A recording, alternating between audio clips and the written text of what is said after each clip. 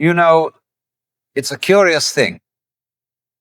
Most people think that faith means believing in something. That to have faith, you must hold firmly to certain ideas, certain dogmas, certain statements about God, the universe, and your place in it. But I want to suggest to you that this is precisely not what faith is. In fact, the person who clings most tightly to belief may have the least faith of all. Faith is not clinging. It is not holding on. It is not gripping desperately to ideas like a man drowning, trying to clutch the water as if it was solid. Faith is letting go. When you swim, you don't grab hold of the water. You trust yourself to it. You float because you relax. You let the water support you. And the moment you stiffen, the moment you panic and try to grasp it, you sink. So too with faith. Faith is a state of openness, of trust in the process of life itself, of being carried by something vast, something immeasurable, something you cannot grasp or even define. But this is a frightening prospect for many. The mind desires security, and belief provides that. Belief wraps reality into tidy packages, gives names to the nameless, explanations to the inexplicable. But true faith, the faith that the great mystics speak of, begins where belief ends. It arises when we surrender the need to define, to control, to explain, and instead rest in the infinite mystery of what is. And so, let us walk together into this mystery, not to accumulate more beliefs, but perhaps to finally let them go.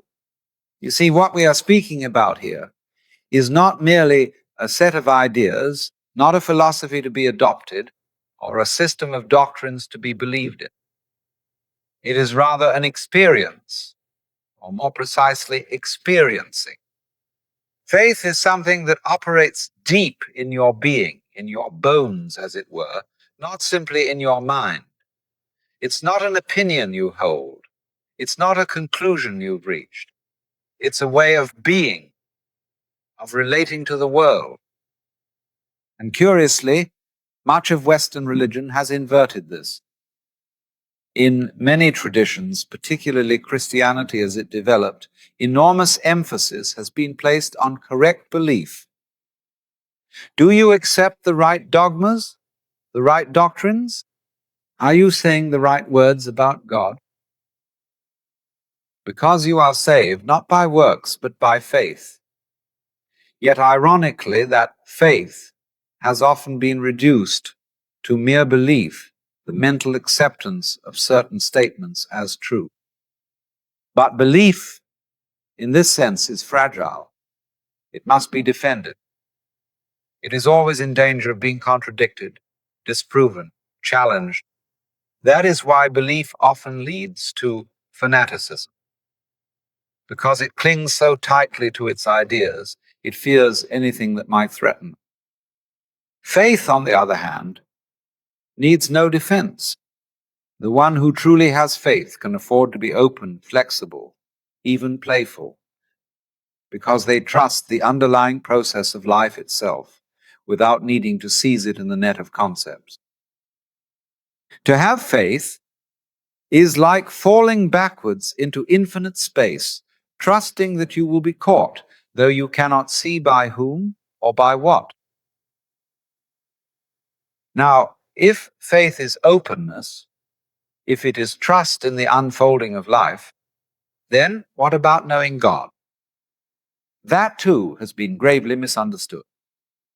In many religious traditions, particularly in Christianity, they tell us that God can never truly be known, that the infinite cannot be grasped by the finite mind, that God, being ultimate, resists every attempt to capture him with thought. And yet, at the very same time, much energy has been spent debating what to believe about God. Endless arguments, councils, creeds, and declarations. Do you believe in the Trinity? Do you believe in the Incarnation? Do you believe in the virgin birth? But these are beliefs about God, not God. Very early on, the Christian church rejected the movement called Gnosticism, a path that emphasized gnosis, or direct experiential knowledge of the divine. The Gnostics spoke of three types of people: the pneumatic, the spiritual ones; the psychic, the soul-centered ones; and the material ones concerned only with the world of things. Orthodox Christianity rejected this classification. Rightly so, perhaps, for spirit and matter need not be enemies. After all, the central miracle of Christianity is the incarnation, that God became flesh, the infinite took form, the divine entered the world of the material. As St. Athanasius said, God became man, that man might become God. And yet, you rarely hear that in church today. For many, the focus remains not on experiencing the divine directly, but on adhering to correct ideas about the divine. And this, you see, is the great tragedy of confusing belief with faith. In the mystical tradition, especially among Christian Neoplatonists, there is a beautiful paradox. The highest knowledge of God is a kind of unknowing. They call it agnosia, not ignorance, as we might assume, but a special kind of knowledge through unknowing. Dionysius the Areopagite, that mysterious figure of early Christian mysticism, taught that God is best known by stripping away all that we think we know. This is the path of negative theology, the via negativa. God is not one. Not even unity captures him. God is not spirit, not mind, not justice, not even love. For all these concepts fall short. The more you try to define God, the further away you move. For any concept, any image is less than God. If you see something and say, this is God, you have only seen a creature of God, an angel perhaps, but not God himself. The cloud of unknowing, as one medieval mystic called it, is where true faith lives. It is not a blankness. It is not a void. It is not the absence of thought in the sense of mere emptiness.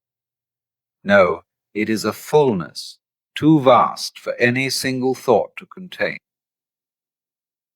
And here the traditions of East and West meet, for the Hindus call this Nana, the same as Gnosis. The sages of India speak of it as neti, neti, not this, stripping away all concepts until only the mystery remains. In unknowing, we fall back into the infinite, not grasping, but surrendering. Not seeing God as an object, but as the very ground of all seeing. You see, when you explore deeply enough, the boundaries between traditions begin to dissolve. The Christians speak of the cloud of unknowing. The Hindus say neti neti, not this, not that. The Buddhists speak of sunyata, the great void, but all point toward the same mystery. The highest realization is not to escape the world, not to shut down the senses, not to sit in catatonic blankness. That is a profound misunderstanding. In some traditions, people imagine that enlightenment means sitting unmoving, deaf and blind to the world like a stone, as if ultimate wisdom were the absence of life itself. But no, the Chinese Zen master Huineng warned against this very error. To confuse emptiness with nothingness is to miss the point entirely. True emptiness, true sunyata, is not a void that excludes, but a space that includes all things without being stained by any of them. Space contains all stars, planets, and galaxies, yet remains perfectly empty. You cannot hammer a nail into space. You cannot spit on the sky and soil it. Your mind, your true nature, is like that space. It contains every thought, every feeling, every moment, but remains unstained. The Hindus call the ultimate state nirvikalpa samadhi, non-conceptual awareness. But this does not mean blankness. It means awareness, free from the chains of concepts, an openness so vast that nothing is excluded and nothing clings. This is not the emptiness of death. It is the fullness of life overflowing. And so we come to what may be the most beautiful paradox of all. The highest state of consciousness is not one that withdraws from life, but one that fully embraces it. If nirvana and samsara are truly one, as the Buddhists say, then the awakened one does not flee the world, but lives deeply within it. The Bodhisattva, the ideal figure of Mahayana Buddhism, is not wrapped in a trance, not hovering in some otherworldly bliss. No, he is here, fully present, fully engaged, moving through the world with the grace that comes from knowing there is nothing to fear. The spirit becomes flesh. The word becomes life. The infinite expresses itself through the finite. You see, if the highest reality were some exclusive state, some frozen, silent void, it would contradict itself. For what is truly infinite must leave nothing outside. The non-dual contains all opposites. It is not one, for one excludes many. It is not nothing, for nothing excludes something. It simply is, boundless, measureless, whole. Like space, no edge, no outside, no division. You may even glimpse it in the curious shape of a Klein bottle, a three-dimensional Mobius strip whose inside is outside and whose outside is inside, a surface that transcends our usual categories of inner and outer. This is how reality truly is. Seamless, continuous, undivided. The highest realization is not to escape life, but to see that you were never separate from it at all. Now you might ask, if the awakened one lives fully in the world, why do we speak so often of meditation? Why retreat? Why sit? Why the discipline? The practice? Meditation, you see, is not the goal. It is a medicine, not a diet. When you wish to open a door, you may pick up a brick to knock, but you do not carry the brick into the house. When you wish to cross a river, you build a raft, but you do not haul the raft on your back once you've reached the other shore. And yet, many become attached to the practices themselves. They confuse the raft for the destination. They turn the doorway into a revolving door, endlessly circling, never passing through. They say, "What a marvelous experience this meditation is." They become fascinated by the spinning, by the discipline itself, forgetting entirely that the whole point was to walk through into life itself.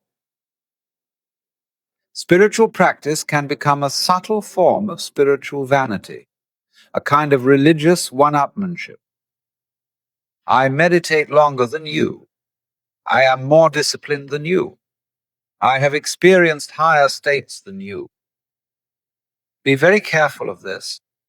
The purpose of meditation is to prepare the mind to release its grasping, to see through the illusion of separation, and finally to drop even the meditation itself.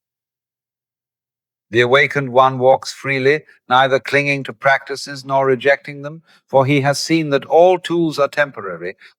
What matters is not the method, but the surrender.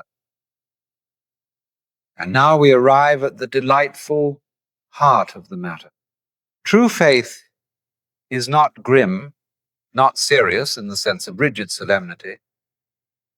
It is not a heavy burden to carry, It is rather a dance, a play, a cosmic joke of sorts. For you see, all the doctrines, all the beliefs, all the elaborate structures of theology, they are fingers pointing at the moon.